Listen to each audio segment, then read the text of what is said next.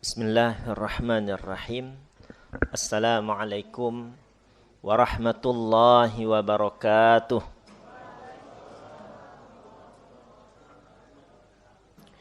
Alhamdulillah wassalatu wassalamu ala Rasulillah wa ala alihi wa ashabihi wa man walah. Subhanaka la ilma lana illa ma 'allamtana innaka antal alimul hakim.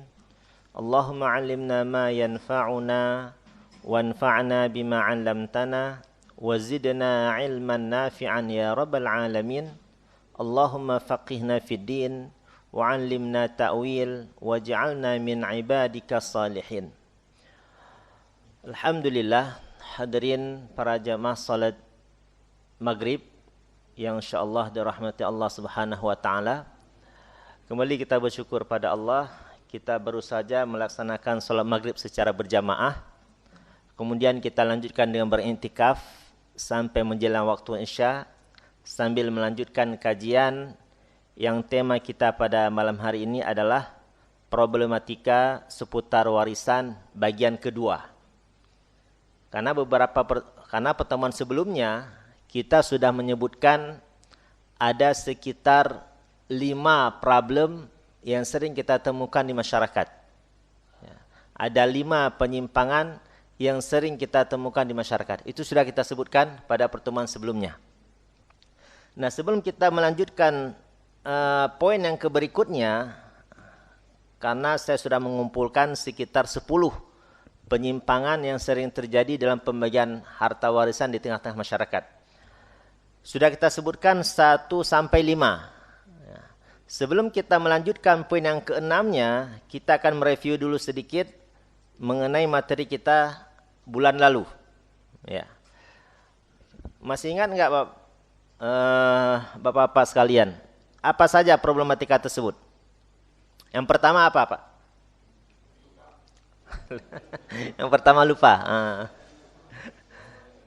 Apa? Yang pertama menyamakan bagian anak laki-laki dan anak perempuan. Ya. Menyamakan bagian anak laki-laki dan anak perempuan. Nah, sebenarnya dalam pembagian harta warisan antara anak laki-laki dan anak perempuan itu dibedakan dengan skema 2:1. Ya. Kemarin sudah kita sampaikan skema 2:1 ini bukan datang dari hadis Nabi SAW, apalagi datang dari ulama mazhab, bukan. Tapi langsung Allah sebutkan di dalam Al-Quran. Di surah An-Nisa ayat 11. Ya. Yusikumullahu fi auladikum lidzakarin mithlu hadzil unsayain. Ya, Allah telah mewasiatkan kepada kalian, wahai para bapak, bahwasanya anak laki-laki itu dapat 2 bagiannya anak perempuan. Nah, jadi orang yang menyamakan bagian anak laki-laki dan anak perempuan, ini bagian dari penyimpangan dalam pembagian harta warisan. Ini poin yang pertama. Poin yang kedua. Apa, Pak?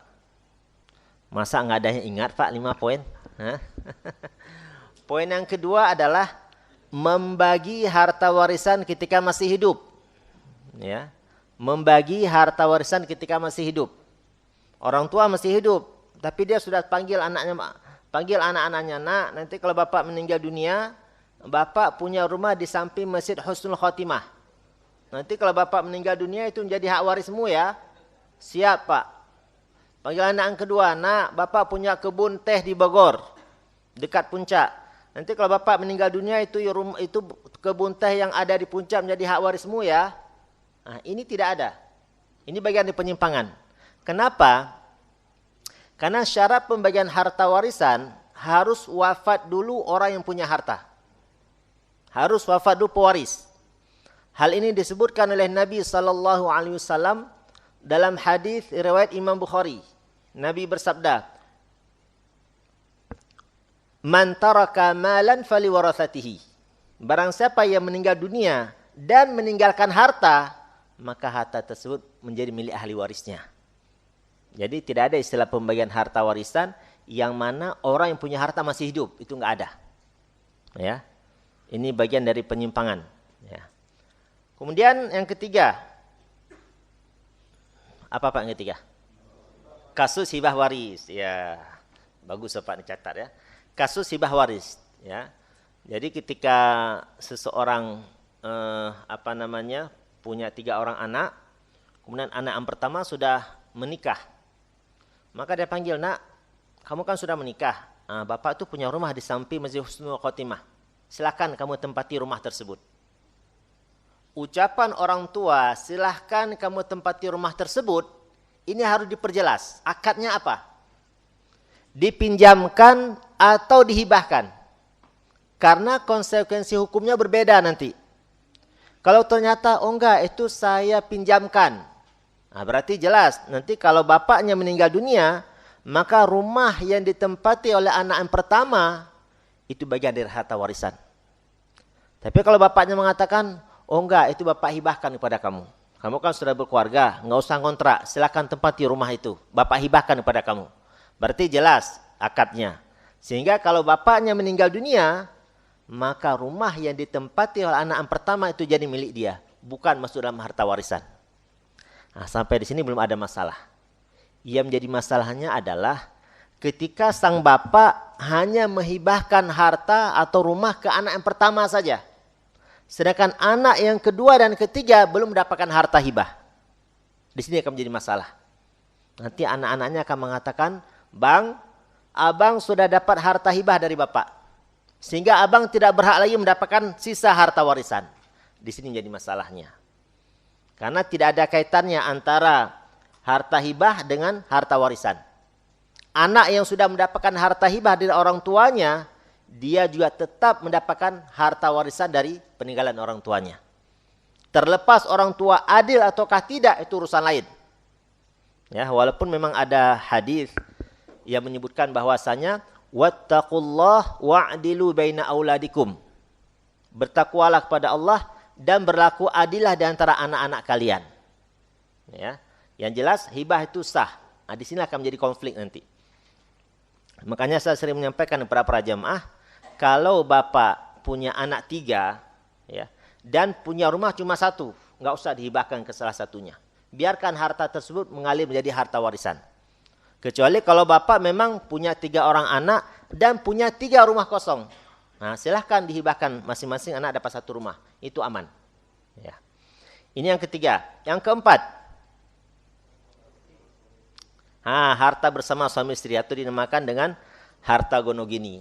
Ya. Jadi maksud harta gonogini adalah ketika seseorang meninggal dunia, seorang suami meninggal dunia, dan dia meninggalkan harta warisan 1 miliar misalnya. Nah, sebelum harta warisan 1 miliar ini diberikan kepada ahli waris, dia dikeluarkan dulu 50%, diberikan kepada istrinya. Itu yang masuk harta gonogini. Nah, ini tidak ada dalam Islam. Ya. Kenapa? Karena nanti istri akan mendapatkan 50% dari harta peninggalan plus 1/8 dari harta warisan. Sehingga bagian istri jauh lebih banyak daripada orang tua almarhum. Jauh lebih banyak daripada anak almarhum. Ya. Padahal kalau kita lihat dari segi bagian yang didapatkan, orang tua almarhum itu jauh lebih besar bagiannya dibandingkan istri almarhum. Ya. Nah, maka dalam Islam itu tidak ada harta gonogini. Dalam Islam itu jelas kepemilikannya. Harta istri, harta suami, harta suami, harta istri, harta istri. Berbeda dengan teori yang beredar di masyarakat. Ya. Harta istri, harta suami, harta istri. Nah, ini keliru, ya. Ini yang benarnya adalah harta istri, harta suami, akan tetapi suami punya kewajiban untuk menafkahi istrinya. Ya. Adapun di antara dalil tidak adanya harta gonogini dalam Islam adalah pernah suatu ketika Hindun mendatangi Nabi SAW. Hindun istri Abu Sufyan radhiyallahu an. Datang pada Nabi SAW dan mengatakan, "Ya Rasulullah, inna Abu Sufyan rajulun syahih." Wahai Rasulullah, sesungguhnya Abu Sufyan ini laki-laki yang pelit.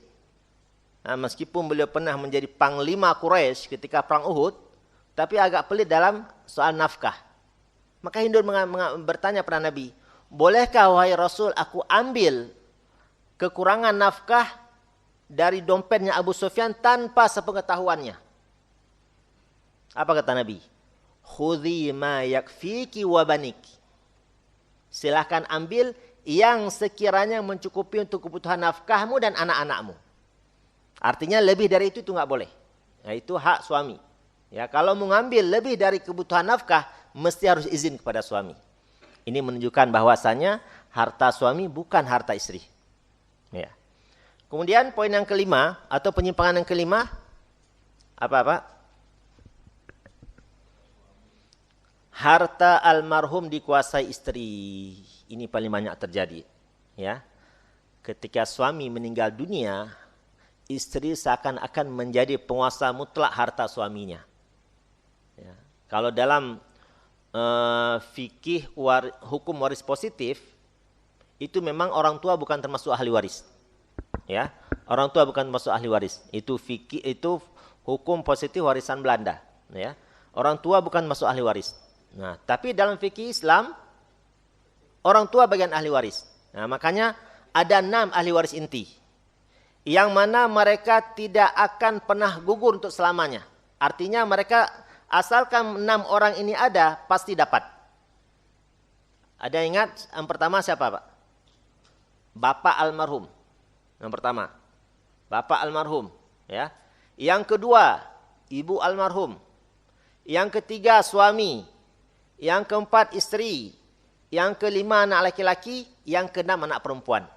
6 orang ini ahli waris inti. Asalkan mereka ada, pasti dapat. Nah, makanya ketika seorang suami meninggal dunia, istri bukan penguasa mutlak harta suami, enggak. Apalagi kalau suami masih punya orang tua. Orang tuanya berhak atas harta anaknya. Ya. Ini ke-6 poin ini sudah kita bahas pada pertemuan sebelumnya. Nah, sekarang kita hanya mereview. Nah, sedangkan poin berikutnya atau penyimpangan berikutnya adalah menunggu semua pasangan meninggal dunia. Ya, menunggu semua pasangan meninggal dunia. Ini juga paling banyak terjadi. Ketika seorang suami meninggal dunia atau seorang bapak meninggal dunia, maka anak-anaknya agak sungkan bertanya terkait harta warisan. Kenapa? Alasannya ibu masih hidup. Ya, menjaga perasaan ibu. Ya.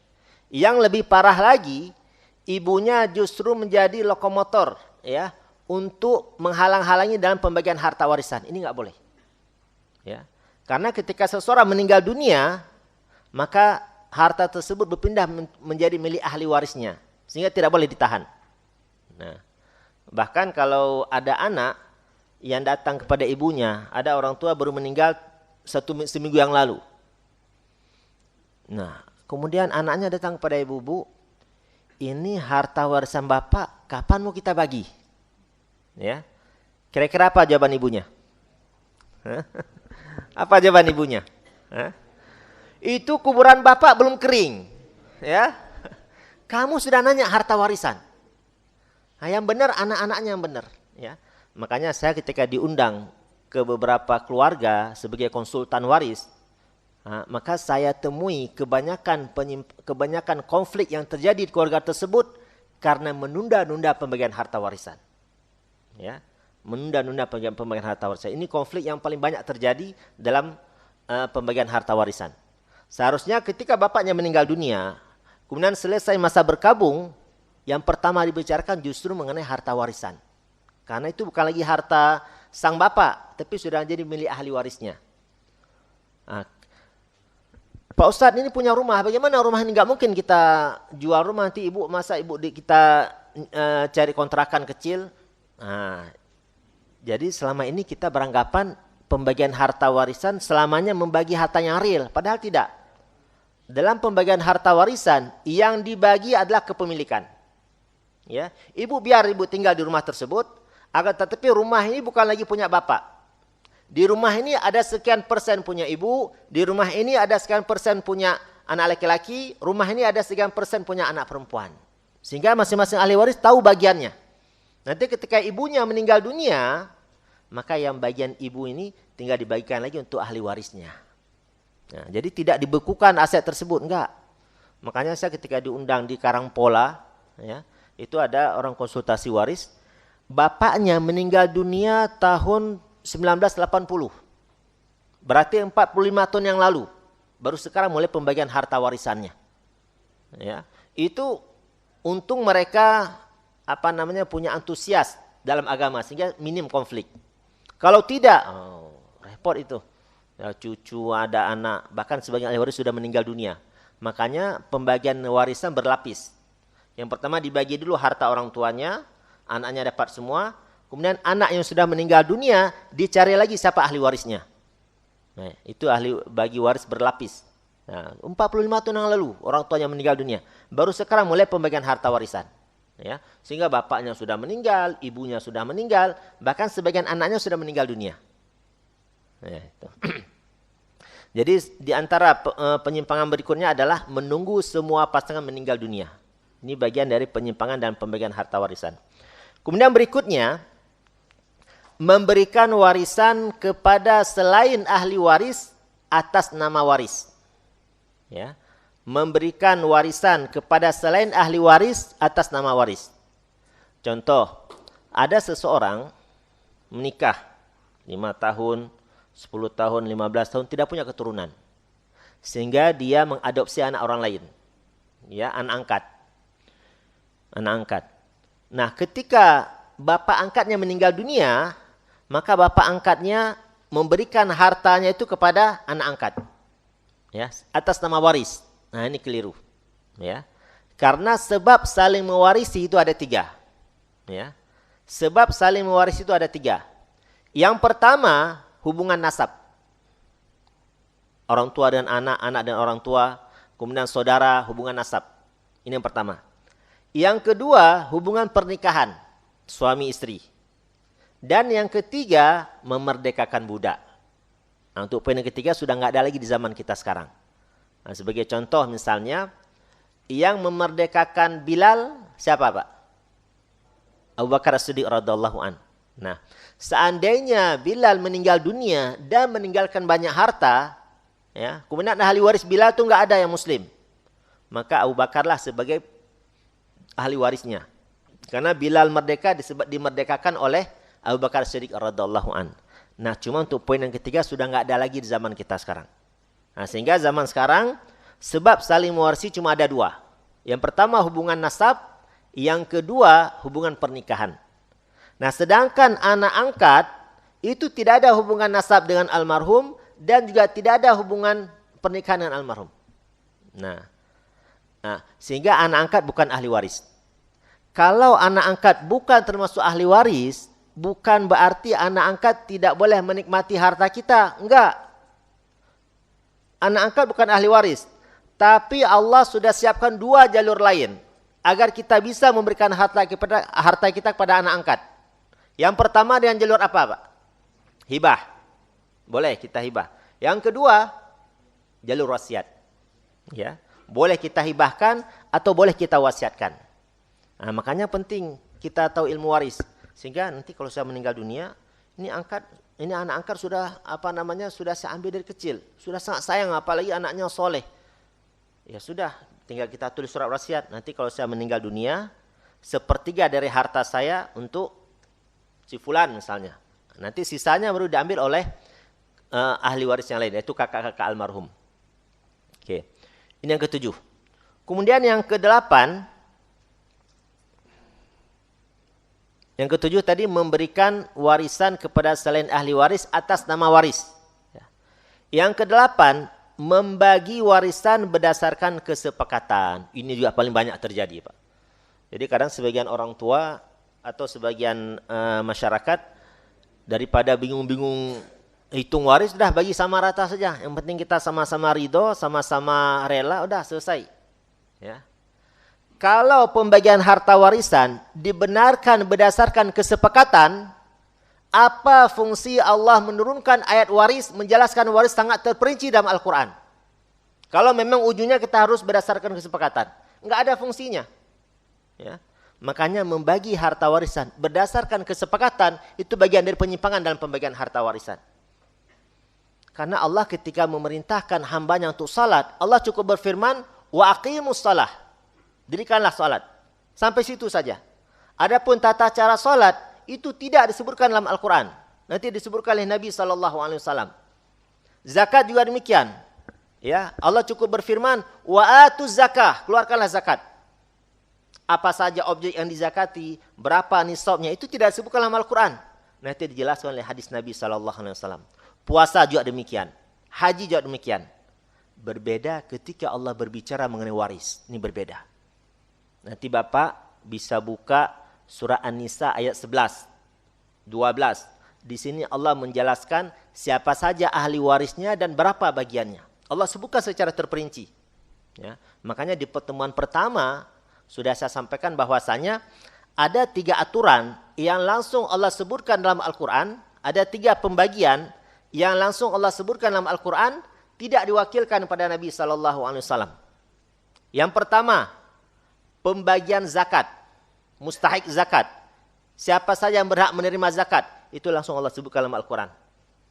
Yang kedua, pembagian harta rampasan perang. Sama Allah sebutkan dalam Al-Quran.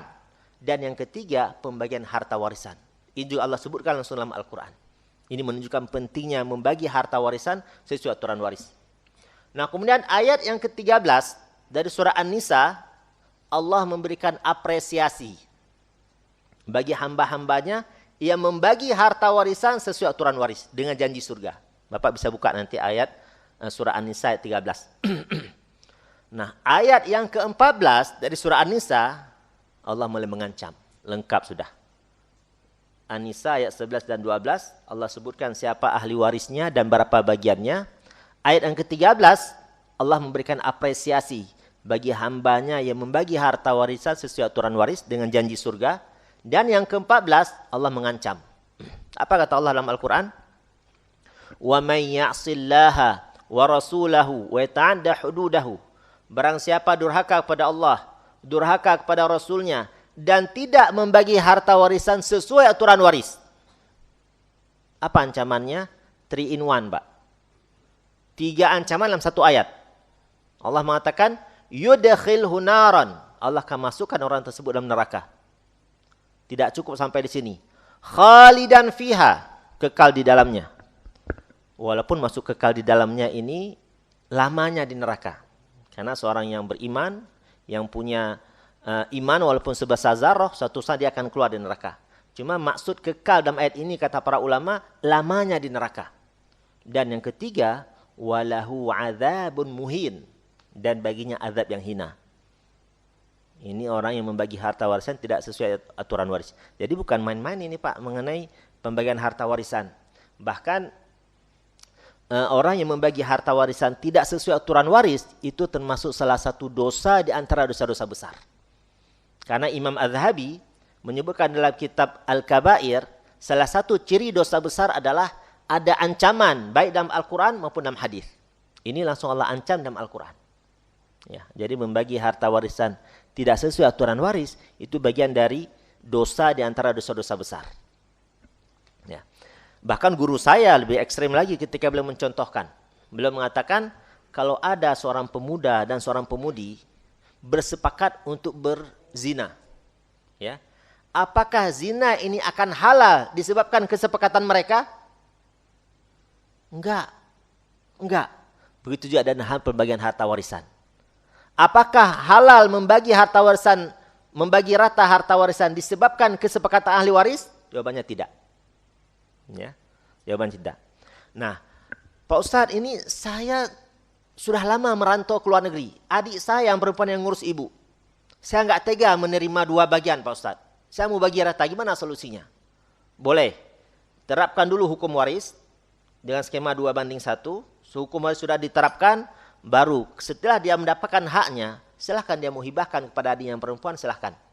Jadi walaupun endingnya sama rata tidak ada masalah. Karena perjalanannya berbeda, akadnya berbeda. Ya. Jadi kalau tetap mau bagi sama rata, maka terapkan dulu hukum waris sesuai yang Allah tetapkan. Kemudian setelah itu baru dia hibahkan kepada adiknya perempuan. Jangan dihibahkan sebagian, dihibahkan semua pun nggak masalah. Karena akadnya sudah akad hibah. Ya.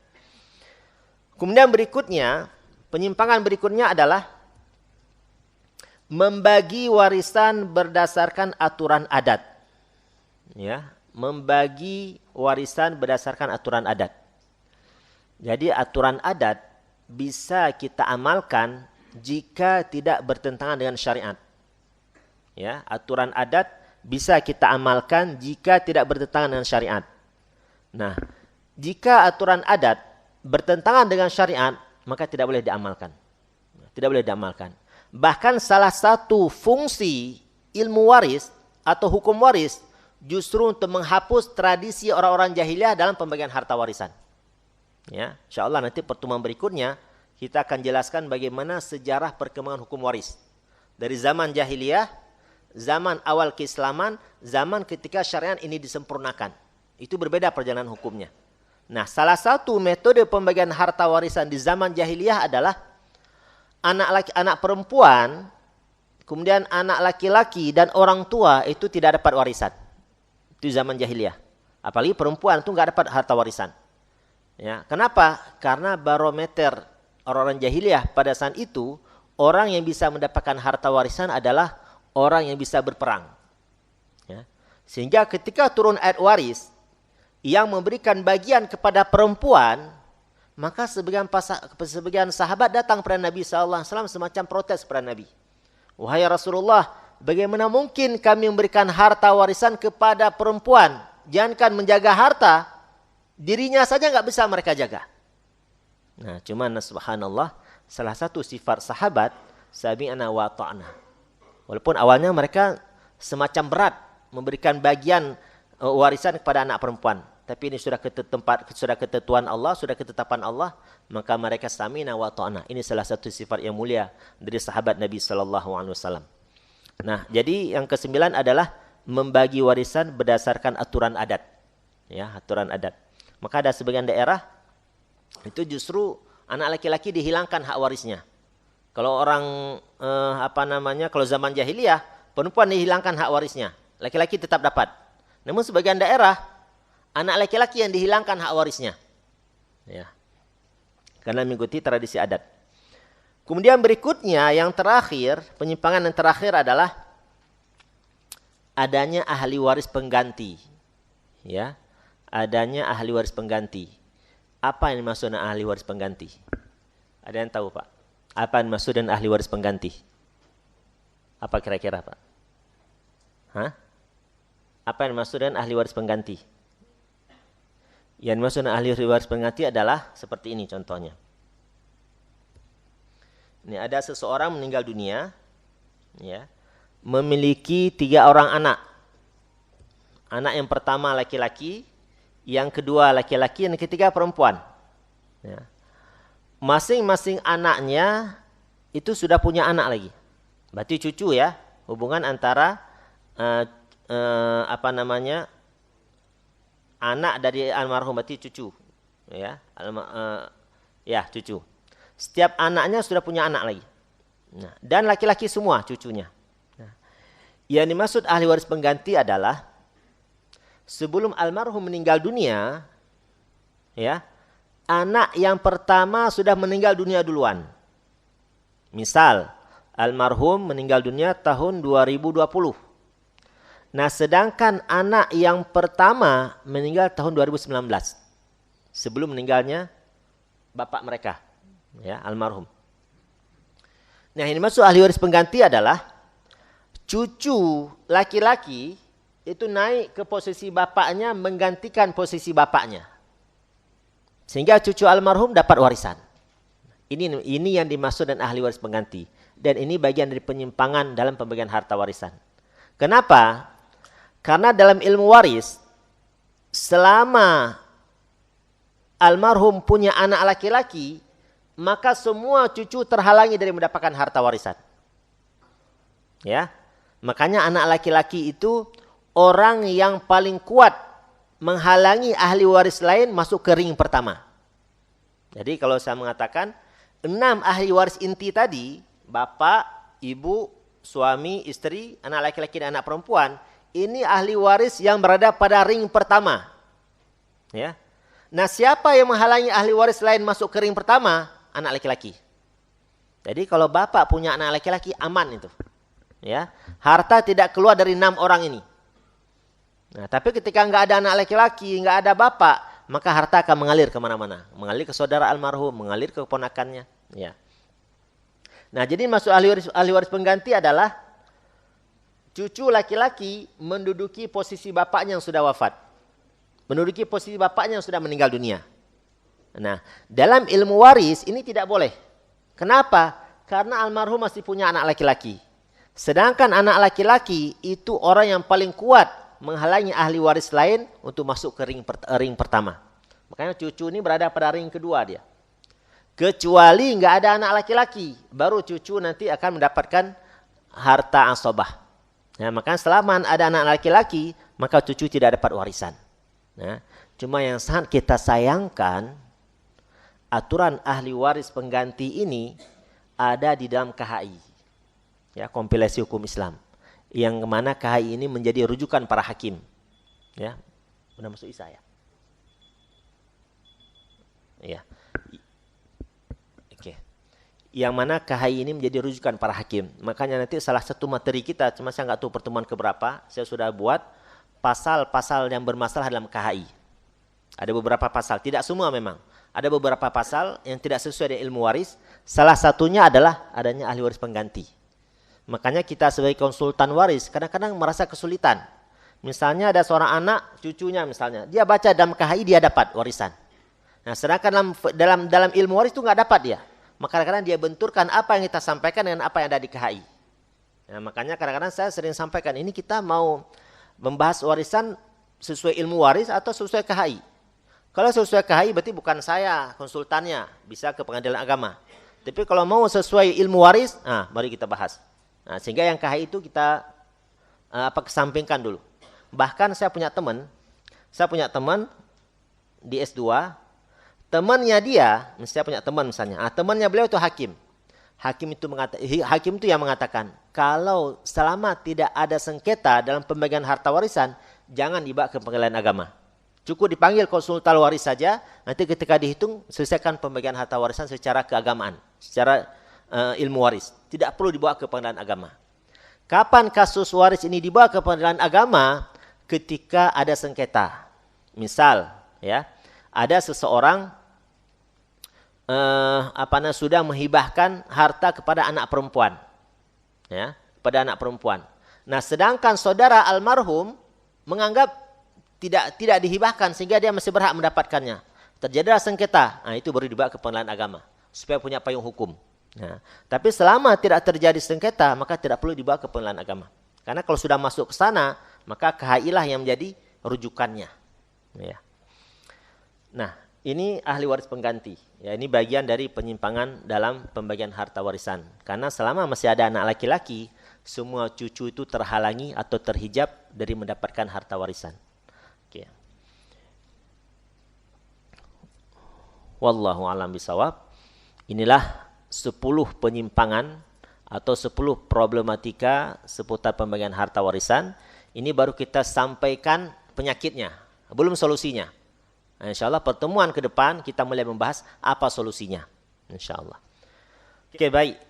Kita cukupkan sampai di sini materinya. Barangkali Bapak-Bapak ada pertanyaan, silahkan Pak.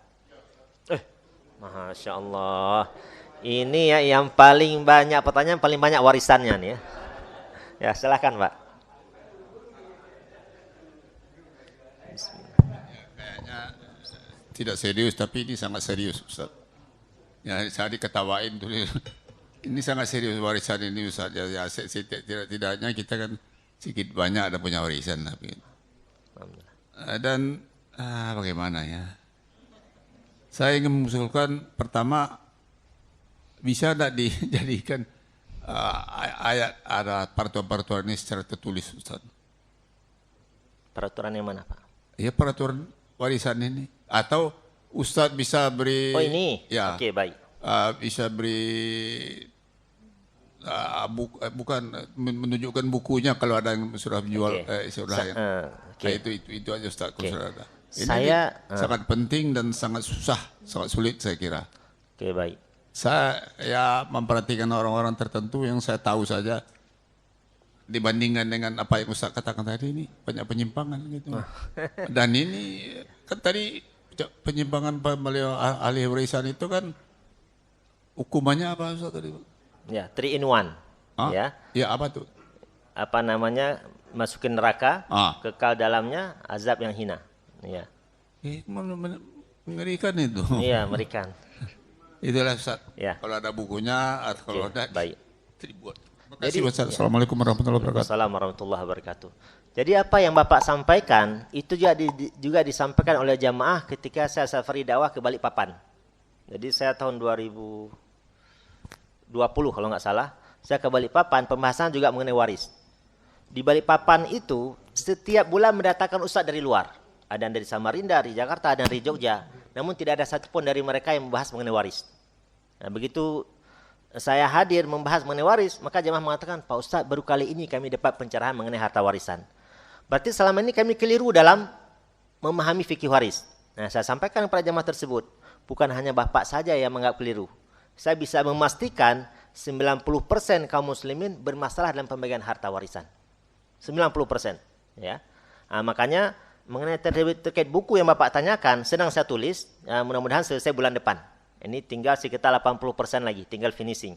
Mudah-mudahan mudah-mudahan pertemuan bulan depan mudah-mudahan selesai. Nah, kebanyakan orang yang menulis hukum waris itu lebih banyak kepada hitung-hitungan. Sedangkan buku saya berbeda. Saya justru lebih banyak menekankan pra-perhitungan. Karena disitulah banyak terjadi konflik. Perhitungan itu gampang tuh, bahkan paling sekarang sudah punya aplikasinya. Tapi pengetahuan dasar pra-perhitungan ini yang penting. Sehingga tidak terjadi konflik. Kalau semua keluarga kita tahu, oh ternyata begini, pembahasan atau pengetahuan pra-perhitungan, itu tidak akan terjadi konflik. Karena semua sudah siap untuk menerima hukum Allah. Karena kalau hanya hitung-hitungan, biasanya orang tidak. Makanya saya ketika diundang sebagai konsultan waris, yang pertama saya sampaikan adalah mengenai pengetahuan dasar pra pembagian, siapa saja ahli warisnya itu. Nah, kalau mereka sudah siap menerimanya, baru kita lanjut perhitungan harta warisan. Ya, insyaallah mohon doanya Pak, mudah-mudahan cepat selesai insyaallah. Oke, berikutnya. Ya, silahkan. Waalaikumsalam warahmatullahi wabarakatuh.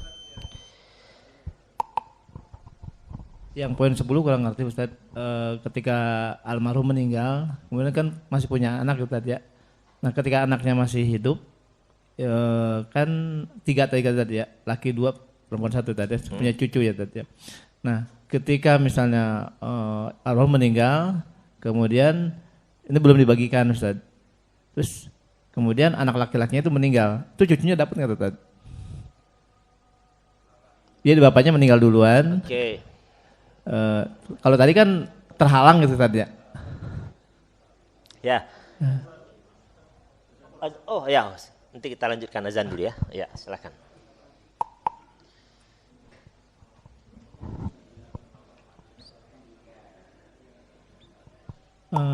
Tadi kan kalau misalnya almarhum sudah meninggal duluan, kemudian harta belum dibagikan, kemudian anaknya itu meninggal Ustaz, yang anak pertamanya itu Ustaz. Pertama meninggal. Ya, itu cucunya dapat nggak Ustaz?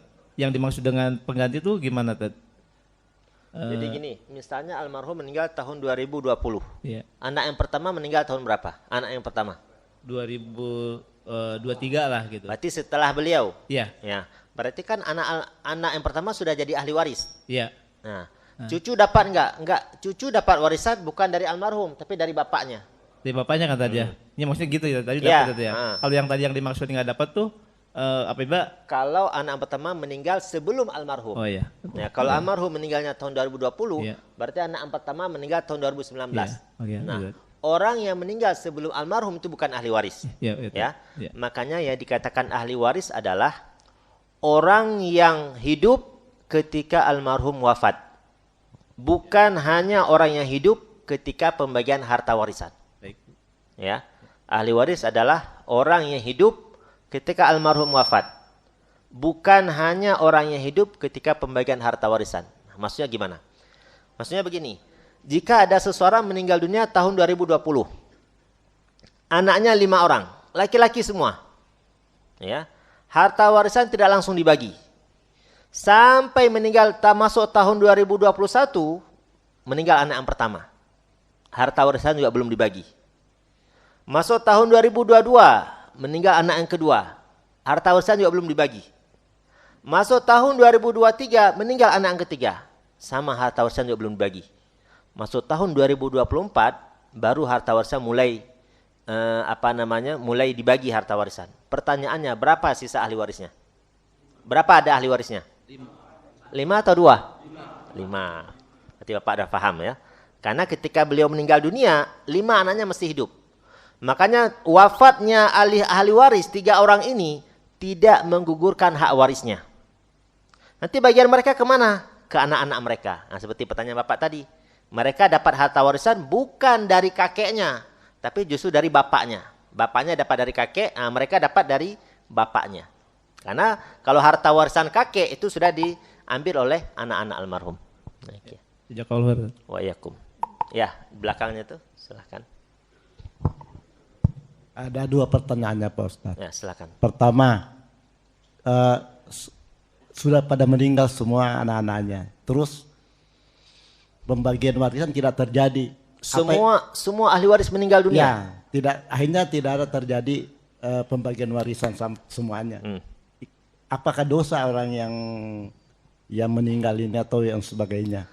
Yang kedua Pak Ustadz, yang kedua, banyak yang kita lihat kaum muslimin sekarang, kalau dia tidak puas dengan pembagian ini, dia lari ke pengadilan umum.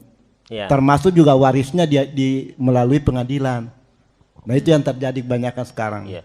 Ya, apa maksudnya di konsekuensinya gimana? Apa dia masuk neraka atau gimana yang melakukan seperti itu? Demikian Pak. Ngeri banget ya. Nah untuk yang pertama, jadi jumlah ahli waris itu Pak ada 25 orang ahli waris itu. Jadi bukan anak cucu saja, enggak. Ada 26 orang. Nanti kita akan bahas siapa saja ahli waris. Nah, kalau semua ahli waris enggak ada, misalnya semua meninggal dunia dalam bencana tsunami seperti pernah terjadi di Aceh. Itu satu kampung meninggal dunia semua, sehingga enggak ada ahli waris. Nah, sedangkan yang meninggal dunia tahu ini punya harta, punya aset. Kemana hartanya mengalir? Ya, hartanya diambil oleh Baitul Mal untuk kemaslahatan kaum muslimin. Ya, makanya di zaman Nabi itu kalau ada orang meninggal dunia, ketika Islam sudah kuat, ada orang meninggal dunia dan meninggalkan hutang, tidak punya harta untuk bayar hutang, maka Nabi akan bayarkan. Itu ketika Islam sudah kuat pada saat itu. Ya, jadi kalau ada orang meninggal dunia dan tidak ada ahli warisnya, maka hartanya diambil oleh Baitul Mal untuk kemaslahatan kaum muslimin. Nah, itu yang pertama. Yang kedua, ada orang yang tidak puas dengan pembagian harta warisan, dia datang ke pengadilan. Contoh misalnya, ada seseorang punya 2 orang istri. Ya. Yang satu istri resmi, yang satu siri, ya, yang satu resmi, yang satu siri. Kalau sah dua-duanya sah. Ya. Sah istri resmi, istri siri itu sah dua-duanya, dari segi hukum sah. Nah, cuma yang mendapatkan warisan itu di pengadilan agama ya, yang mendapatkan warisan hanya istri yang resmi, yang punya buku nikah. Sedangkan istri yang nikah siri, yang nggak ada buku nikah, itu tidak dapat warisan. Ya. Sedangkan dalam ilmu waris, yang penting dia menjadi istri yang sah, maka dia dapat warisan. Warisannya nanti 1/8 bagi jumlah istri. Ya, kalau istrinya 2 ya 1/8 bagi 2. Istrinya 3 1/8 bagi 3. Istrinya 4 1/8 bagi 4. Ya, inilah yang menyebabkan para perempuan gak mau dipoligami. Ya, bagiannya akan berkurang. Ya. Nah, jadi dalam ilmu waris itu dapat. Nah, karena istri yang pertama tahu bahwasanya di pengadilan agama itu yang menjadi ahli waris yang sah yang punya buku nikah, maka dia gugatlah ke sana. Ya, dia gugat ke sana. Sehingga istri yang lain dari almarhum itu hilang hak warisnya disebabkan gara-gara istri pertama menggugat ke pengadilan agama. Maka yang menanggung dosanya lah yang menggugat. Istri yang resmi itu. Kenapa? Karena dia berusaha menghilangkan hak ahli waris. Nah itu. Dia yang menanggung dosanya. Ya. Oke, berikutnya. Ya, silahkan Pak. Ada mic-nya mungkin bisa diberikan biar yang lain bisa dengar pertanyaannya. Ya, silahkan. Terkait sumber harta warisan, Ustaz. Kalau almarhum sudah meninggal nih, tapi semua ahli warisnya itu tahu kalau sumber harta warisan itu diperoleh dari yang tidak benar. apakah itu boleh dibagikan atau disah sebagai harta waris Bagus. atau bagaimana? Oke, baik. Mungkin. Jadi kalau harta yang didapatkan itu hasil dari curian atau korupsi, berarti kan hak orang lain diambil. Maka itu harus dikembalikan, tidak boleh dibagi pada ahli waris. Tapi kalau itu didapatkan dari hasil riba, ya, dari hasil riba, maka para ulama berbeda pendapat. Ya. Sebagian ulama mengatakan tidak boleh dibagi untuk ahli waris, namun sebagian lain mengatakan boleh dibagi kepada ahli waris. Karena ketika orang berinteraksi dengan riba, ya, ia menanggung dosanya pelakunya. Sedangkan orang yang dinafkahi itu halal bagi dia. Ia haram bagi orang yang melakukan. Sedangkan untuk anak-anaknya itu halal. Ya, makanya kalau orang pelaku riba punya harta dari hasil riba, itu halal diwariskan pada anak-anaknya. Ya, yang menanggung dosa riba suami itu yang terlibat langsung. Ya, makanya di antara dalilnya adalah Nabi SAW juga menerima harta hadiah dari orang Yahudi. Padahal mereka terkenal dengan pelaku riba. Ya, karena memang sudah berbeda akadnya. Dia dengan pekerjaannya interaksi riba, sedangkan dia kepada keluarganya itu nafkah. Nah, ini kalau harta tersebut hanya bukan haramnya bukan lidzatihi tapi li ghairihi. Tapi kalau harta asalnya memang harta haram, misalnya hasil korupsi, hasil curian, ini tidak boleh dibagi pada ahli waris, harus diberikan kepada pemiliknya. Nah, itu. Saya sedikit tambahan ini, Ustaz. Tadi saya mengalami hal seperti ini sebenarnya. Kami 7 bersaudara, 2 laki-laki, 5 perempuan. Ini pertanyaan kedua atau masih ya, pertanyaan kedua. Kedua, oke. Seperti ini case-nya. Salah satu saudara saya itu perempuan sudah meninggal. Lebih duluan daripada almarhum bapak saya. Namun saudara yang lain itu saya sudah jelaskan sebenarnya ilmuwan ini kami sudah sampaikan. Tapi bertahan untuk membagi ya dua bagian, satu bagian dan diberikan kepada cucunya, kepada anak-anaknya kakak saya yang perempuan. Ini sudah kembali pelanggaran atau dosanya itu kepada saudara-saudara saya yang lain itu, Ustaz. Kira-kira itu. Oke, gini. Kalau terjadi kasus yang seperti ini, maka yang pertama bagikan dulu secara aturan waris. Nah, nanti saudara-saudaranya atau paman dari anak-anaknya ini, dia berikan sebagian harta mereka kepada cucu laki-laki itu. Kan dia anak yatim gak dapat apa-apa. Nah, itu diberikan sekian persen. Saya pernah itu dalam satu keluarga, itu jadi mereka tetap akan memberikan bagian kepada anak tersebut, tapi setelah pembagian warisan. Jadi anak-anak almarhum dapat warisannya masing-masing, nanti sekian persen dari yang mereka dapatkan diberikan kepada cucu tersebut. Ya, sehingga tidak timbul kecemburuan sosial. Tapi kalau cucu itu diangkat sebagai ahli waris, ini nggak boleh. Ya, cucu diangkat posisi sama dengan ahli waris anak laki-laki itu nggak boleh. Ya, yang boleh adalah diberikan harta kepada warisan kepada anak laki-laki dan anak perempuan. Nanti anak laki-laki dan anak perempuan dia keluarkan sekian persen untuk diberikan kepada keponakannya itu yang sudah nggak punya orang tuanya. Nah, itu lebih aman. Ya. Oke, tapi kalau langsung diangkat dibagikan itu nggak boleh. Nah, kecuali atas persetujuan semua ahli waris. Nah, itu nggak masalah. Karena memang istilahnya harta mereka, ya hak mereka kemudian diberikan kepada cucu, itu nggak masalah. Ya. Oke. Berikutnya, masih ada? Ya, silakan, Pak. Soal hibah. Soal hibah. Misalnya anak 3 tadi satu laki-laki, kemudian saat almarhum belum meninggal menghibahkan sebagian hartanya beranak pertama. Apakah ini harus sepersetujuan dua saudara yang masih ini atau tidak perlu? Gimana orang tua menghibahkan ke salah satu anaknya? Nah, terus?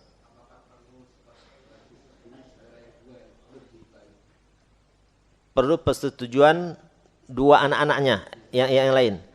Kalau syarat sahibah tidak perlu persetujuan mereka. Ya, cuma yang menjadi masalahnya Nabi pernah membatalkan hibah Nu'man bin Bashir.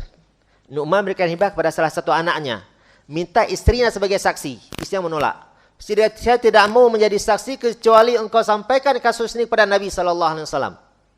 Nu'man bin Bashir datang kepada Nabi SAW. Kemudian begitu diceritakan oleh Rasulullah, saya menghibahkan kepada anak ini harta dan saya minta istri menjadi saksi, tapi istri nggak mau kecuali sudah saya sampaikan pada engkau kasus ini. Maka Nabi mengatakan, apa engkau berikan pada anak-anak yang lain? Enggak, wahai Rasul. Maka Nabi menolak menjadi saksi dan suruh cabut hibah tersebut, sehingga harta yang sudah dihibahkan kepada Bashir itu diambil kembali, harta yang sudah dihibahkan kepada anaknya diambil kembali. Ya, karena Nabi tidak membenarkan hibah kepada salah satu anak sedangkan tidak untuk anak-anak yang lain. Ya, makanya Nabi mengatakan wattaqullah wa'dilu baina auladikum. Bertakwalah pada Allah dan berlaku adillah pada anak-anak kalian. Karena kalau kita punya 3 orang anak, cuma satu saja yang kita hibahkan, belum tentu yang kita hibahkan ini yang akan mendoakan kita. Ya, belum tentu. Nah, sedangkan 2 anak yang belum mendapatkan harta hibah, mereka akan sakit hati. Bapak kok pilih kasih? Sehingga kita tidak bisa jadi tidak akan didoakan oleh 2 orang anak ini. Saya akan sakit hati bapak memilih-milih. Ya, makanya kalau mau dihibahkan, hibahkan semua. Kalau enggak usah semuanya. Biarkan harta ini mengalir sebagai harta warisan. Ya. Oke. Berikutnya silakan, Pak. Ya, silakan. Nah, pegang mikrofonnya, Pak. Wih, ini kita langsung ke hitung-hitungan. Nanti kita ada materi tentang hal tersebut, ya. Tapi saya jawab sekarang nggak apa-apa. Kalau orang punya ahli waris perempuan, anak perempuan cuma 2, nggak ada ahli waris lain. Orang tua almarhum nggak ada. Paman kan. Anak almarhum cuma 2 tadi perempuan ya. Makanya nanti yang istri almarhum nggak ada juga. Ada, maka ahli warisnya adalah yang pertama istri, yang kedua 2 anak perempuan, yang ketiga paman saudara almarhum, paman dari anaknya, saudara almarhum. Ya, istri dapat 1/8, 2 anak perempuan dapat 2/3 dari total harta almarhum, nanti dibagi 2 mereka ini, sisanya untuk saudara almarhum. Ya, nanti kita akan ada pembahasan mengenai siapa saja ahli waris dan berapa bagiannya, beserta lengkap dengan syarat-syaratnya insyaallah. Ya. Oke, ada lagi? Cukup, Pak? Cukup ya?